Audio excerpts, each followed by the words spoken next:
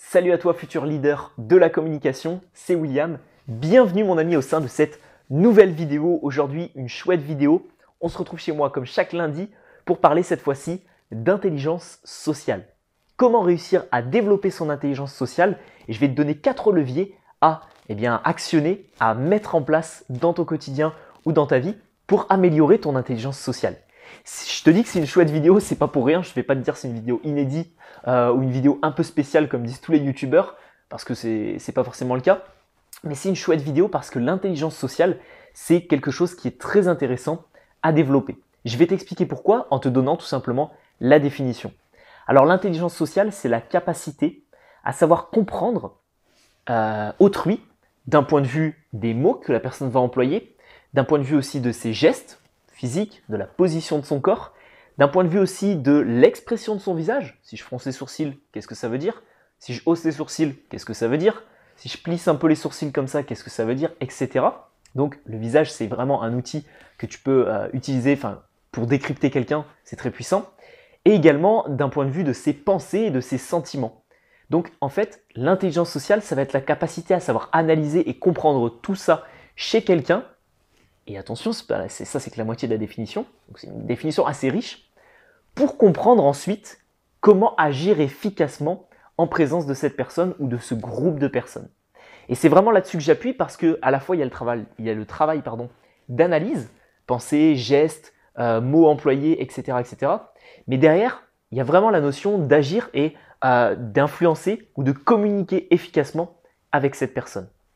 Alors, je tiens juste à faire une petite parenthèse au début de cette vidéo. Je vais te donner les 4 leviers, mais petite parenthèse, améliorer son intelligence sociale, c'est un outil redoutable. Parce que ça peut te permettre à la fois d'aider quelqu'un, de mieux comprendre quelqu'un et de pouvoir communiquer efficacement avec quelqu'un. Donc ça, c'est top.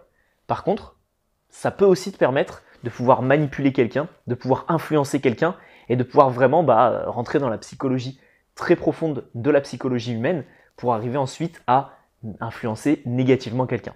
Donc c'est un pouvoir, c'est une compétence que tu vas avoir et que tu vas développer toi-même. Je vais te donner les clés dans cette vidéo. Après, à toi d'en faire ce que tu souhaites en faire. Ok? Donc on est parti pour les 4 manières tout simplement d'améliorer son intelligence sociale. Alors je reprends l'ordinateur et je te donne tout ça. Technique numéro 1, comprendre les besoins et les envies de ton interlocuteur. Et pour ça, il y a une méthode qui est très simple. Elle s'appuie sur la pyramide de Maslow. Je te remettrai peut-être une image de la pyramide de Maslow, mais qui définit tout simplement les 5 besoins fondamentaux. Donc tu vas avoir à l'intérieur les besoins physiologiques, se nourrir, manger, se nourrir et manger c'est pareil, boire, etc., dormir. Tu vas avoir les besoins de sécurité, tu vas avoir les besoins également de reconnaissance des autres, tu vas avoir le besoin d'accomplissement personnel, etc. Et en fait, en sachant ce qu'est la pyramide de Maslow, je t'invite à aller checker ma vidéo là-dessus. Et en connaissant ces 5 différents besoins, en fait, quand tu vas parler à quelqu'un, tu vas pouvoir facilement comprendre ce que la personne veut te dire. C'est-à-dire que, et je vois beaucoup de personnes, notamment en accompagnement, qui me disent « je veux apprendre à parler en public, William, je veux apprendre à être charismatique à l'oral ». Ok, mais quel est le besoin profond qu'il y a derrière ça? Quel est vraiment le besoin profond que tu as derrière cette phrase qui paraît toute simple, qui est juste « je veux m'améliorer à l'oral ». Quel est vraiment le besoin profond? C'est le besoin de reconnaissance en société, je suis charismatique, mais charismatique ça veut rien dire. Ça veut également dire j'ai le besoin que les autres me reconnaissent, que les autres me comprennent, que les autres peut-être m'admirent, que les autres peut-être me respectent. Donc il y a ce besoin-là qui est derrière cette phrase. Et ça, si tu as de l'intelligence sociale et si tu as vraiment cette compétence, tu sais tout ça. Et tu arrives à analyser tout ça.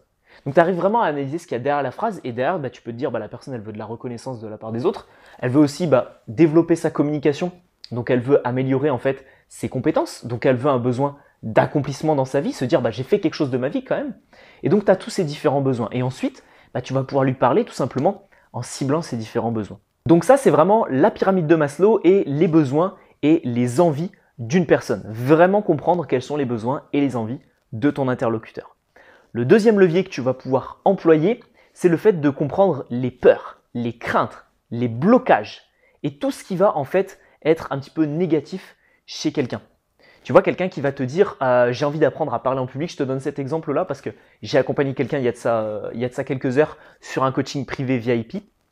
En fait, le fait de devoir apprendre à parler en public, c'est aussi vouloir débloquer la peur de parler en public, cette crainte d'être jugé, cette crainte d'être humilié, cette crainte d'être stressé aussi, parce qu'il y en a qui stressent parce qu'ils savent qu'ils vont stresser, ou ils stressent parce qu'ils stressent. Donc vraiment, il y a tout ce blocage-là.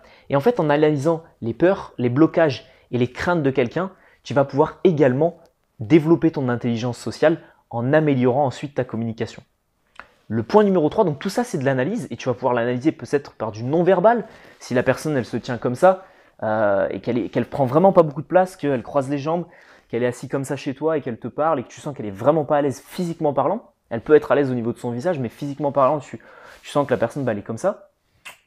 Tu peux voir ça et tu peux décrypter ça. Donc c'est le point numéro 2, analyser les craintes, les peurs et les blocages. Et le point numéro 3, c'est analyser le non-verbal. Donc là vraiment tu vas passer sur le regard, sur l'expression de son visage, au niveau des sourcils, au niveau des yeux, au niveau de la bouche, la manière dont elle se tient, toutes les petites micro-expressions au niveau du regard.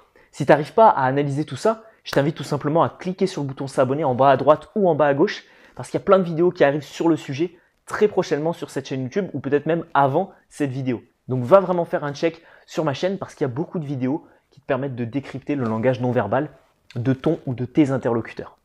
Donc pour reprendre sur le point numéro 3, le langage non verbal de quelqu'un. Si quelqu'un se tient comme ça, bah forcément tu sens qu'il est très à l'aise. Okay, si quelqu'un prend peu de place, si quelqu'un fronce ses sourcils, qu'est-ce que ça veut dire? Par exemple, là, on va faire un petit exemple, on va faire un petit jeu, tu me mettras en commentaire quelle expression je fais actuellement avec mon visage. Tu as une idée? Alors mets-la directement en commentaire et puis je répondrai à chacun de vos commentaires les amis. Donc analyser le langage non verbal, ça te permet tout simplement de mieux comprendre et de développer ton intelligence sociale. Ces 3 premiers points, tu auras remarqué qu'ils sont sur l'aspect vraiment analyse, décrypter, etc. Le point numéro 4 de l'intelligence sociale, c'est arriver à communiquer efficacement. Et pour communiquer efficacement, je ne vais pas te dire qu'il faut savoir faire du storytelling, raconter de bonnes histoires, avoir une bonne diction, une bonne élocution, savoir parler lentement, avec un bon débit de parole, poser sa voix correctement. Ça fait beaucoup, ok? Ça fait beaucoup. Si tu as envie de suivre un accompagnement là-dessus, je peux t'aider. Si tu as envie de check toutes mes vidéos de la chaîne YouTube, je peux t'aider également de manière gratuite. Il n'y a pas de souci. Mais le conseil que j'aimerais vraiment te donner au sein de cette vidéo, il est très précis et il s'axe sur la connexion que tu vas pouvoir créer avec ton interlocuteur. Si tu étais en face de moi, mon ami, et que j'étais en train de te parler, bah déjà, je ne mettrais pas une telle distance, tu vois. Je ferai en sorte que tu sois assis juste ici et bah, je ferai en sorte de créer des connexions avec toi pour créer vraiment une bonne interaction sociale. Bah, peut-être que je te toucherai l'épaule ou peut-être qu'à un moment, bah, je toucherai ta main, par exemple, je te serrerai la main ou tu vois, j'essaierai vraiment de créer des connexions. Je te prendrai par le cou, etc. Donc des connexions physiques, mais ça peut être également des connexions sur la manière dont tu vas parler. Tu vois, au lieu de dire tu, je vais des fois dire on et nous mettre ensemble dans le même paquet. Et tout ça, ça va créer vraiment des connexions avec ton interlocuteur qui va faire qu'en fait, bah, la communication, ça va être à l'aise. Tu vas être à l'aise et tu vas mettre la personne qui est avec toi à l'aise. Donc j'espère que tu as compris les 4 points qui te permettent de développer ton intelligence sociale. Point numéro 1, comprendre les besoins et les envies. Point numéro 2, les craintes, les peurs et les blocages. Point numéro 3, décrypter le langage non verbal. Et point numéro 4, c'est enfin le moment de parler et tu vas pouvoir en fait avoir de l'empathie, faire de la compréhension, créer des connexions avec ton interlocuteur et avoir une bonne communication. Et j'aimerais rajouter un bonus qui, à mon sens, est vraiment un bonus pour le coup, c'est de te dire de pratiquer, pratiquer, pratiquer, pratiquer, pratiquer. On ne va pas développer son intelligence sociale en restant chez soi ou alors en ayant très peu d'interaction sociale avec des personnes. C'est à force de pratiquer, à force d'essayer de mettre à l'aise son interlocuteur, de discuter avec des personnes qui sont peut-être timides, réservées, plus timides que toi, que tu vas pouvoir, en les mettant à l'aise, bah, te dire « Waouh, mais j'ai une bonne intelligence sociale en fait ». Pour te donner un petit exemple, il y avait une personne de ma licence l'an passé qui était assez timide, assez réservée. J'aimais beaucoup parler avec cette personne-là. Pourquoi? Parce qu'à chaque fois que je lui parlais, bah, je sentais que la personne était à l'aise. Par contre, quand la personne passait au tableau, faisait une prise de parole, etc., bah là, la personne était vachement plus réservée, vachement plus timide. Et donc, je me rendais compte de quoi? Je me rendais compte que quand je discutais avec cette personne-là, j'arrivais à la mettre à l'aise avec un sourire sincère, avec des connexions, avec tout ça. Bah, j'arrivais à mettre à l'aise cette personne. Et je pense que c'est ça vraiment tout l'intérêt de l'intelligence sociale. Alors maintenant, mon ami, j'aimerais te faire un petit warning sur l'intelligence sociale. C'est pas de la bienveillance. L'intelligence sociale, il faut vraiment faire la différence entre intelligence sociale et bienveillance en communication. La bienveillance en communication, c'est le fait d'être bienveillant, d'avoir une communication positive avec son interlocuteur et de le mettre à l'aise. L'intelligence sociale, ça peut être très très différent de la bienveillance. Pourquoi? Parce que tout simplement, l'intelligence sociale, c'est le fait d'avoir un petit peu un coup d'avance. Si tu peux retenir une phrase très simple de cette vidéo, c'est intelligence sociale égale un coup d'avance sur ton interlocuteur. Parce qu'en fait, en décryptant son langage non verbal, en décryptant ce qu'il va te dire et en faisant un travail très poussé là-dessus, dans ta tête, tu auras un coup d'avance sur tout. Et du coup, peut-être même avant de discuter avec quelqu'un, tu sauras déjà comment il va réagir. Tu sauras peut-être déjà, si tu lui dis quelque chose de blessant, comment il va réagir. Si tu lui dis quelque chose, tu sais déjà comment il va réagir. Et c'est vraiment ça l'intelligence sociale, c'est d'avoir un coup d'avance, que ce soit positif ou non. À l'inverse de ça, tu as la bienveillance et la communication positive, qui sont deux choses du coup très très différentes. Donc je tenais juste à te le préciser dans cette vidéo. Et pour la terminer, j'aimerais te donner tous les avantages à développer ton intelligence sociale. Alors tous les différents avantages, pour moi le premier c'est de vraiment savoir quand parler et quand se taire à l'oral. C'est très intéressant de savoir des fois rythmer ses prises de parole, sa communication avec des moments de blanc, des moments où tu vas laisser les autres parler et des moments où toi-même tu vas parler. Et en fait, en développant ton intelligence sociale, des fois tu vas pouvoir mettre des blancs à des endroits, mais des blancs qui sont contrôlés. Des fois, tu vas pouvoir laisser ton interlocuteur parler, et savoir quand le couper, savoir quand interagir avec lui, savoir quand lui montrer que tout simplement, tu es encore en train de l'écouter, et pas juste l'écouter pendant 1 heure en étant comme ça. Non, c'est pas ça. Donc savoir quand parler, savoir quand se taire, c'est aussi ça, et c'est tous les bienfaits de l'intelligence sociale. Deuxième avantage, de savoir quelle position tu pourras adopter en communication. Parce que forcément, quand tu vas analyser ton interlocuteur, quand tu vas analyser la position qu'il a lui, et je te reprends l'exemple d'une personne qui a les jambes un petit peu serrées, les mains sur les cuisses, et qui n'est pas forcément adossée au fauteuil ou au canapé, etc. La personne, tu sens qu'elle n'est pas très à l'aise. Si toi, à côté de ça, tu es hyper à l'aise, tu es comme ça en communication et tu discutes avec lui, et toi, tu es super à l'aise, ça va désynchroniser la communication. Donc, tu vas devoir à la fois faire un travail pour le mettre à l'aise, et toi, essayer de ne pas être trop à l'aise en communication. Parce que sinon, ça va vraiment être désynchronisé. Ok? Et donc, petit à petit, tu pourras, toi, devenir de plus en plus à l'aise si tu sens que ton interlocuteur l'est aussi. Ok? Donc, tu sauras quelle posture adopter grâce à l'intelligence sociale. Tu sauras également quelle expression du visage adopter. Si, par exemple, quelqu'un est en train de te parler de quelque chose, l'intelligence sociale va peut-être te permettre de comprendre que la situation elle est dramatique pour cette personne-là. Ou elle est vraiment, la personne est très très préoccupée par quelque chose.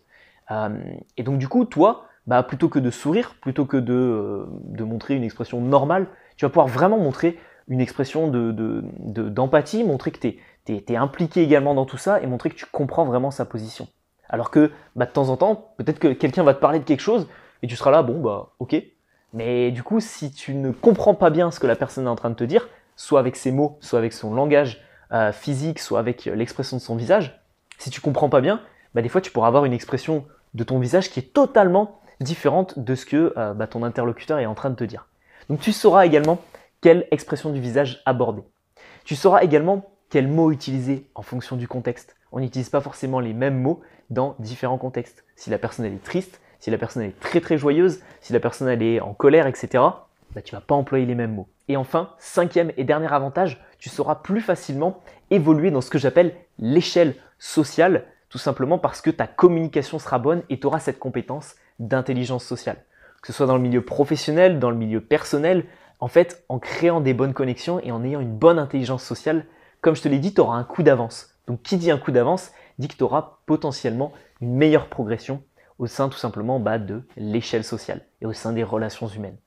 Donc voilà tous les avantages à utiliser l'intelligence sociale et à développer son intelligence sociale. On arrive au terme de cette vidéo mon ami. Comme à la fin de chaque vidéo, tu es libre de recevoir gratuitement en cliquant sur la miniature qui s'affichera ici à la fin de cette vidéo, une formation de 5 vidéos gratuites et offertes juste pour toi.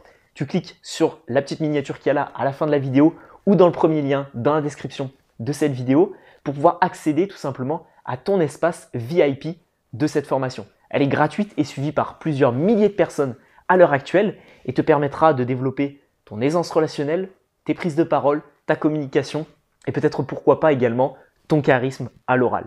Si tu souhaites la suivre, c'est le premier lien dans la description de cette vidéo. Tu es également libre de t'abonner à cette chaîne YouTube. Puis on se retrouve forcément pour une prochaine vidéo ou sur la formation gratuite. Je te dis à tout de suite. Ciao, ciao mon ami.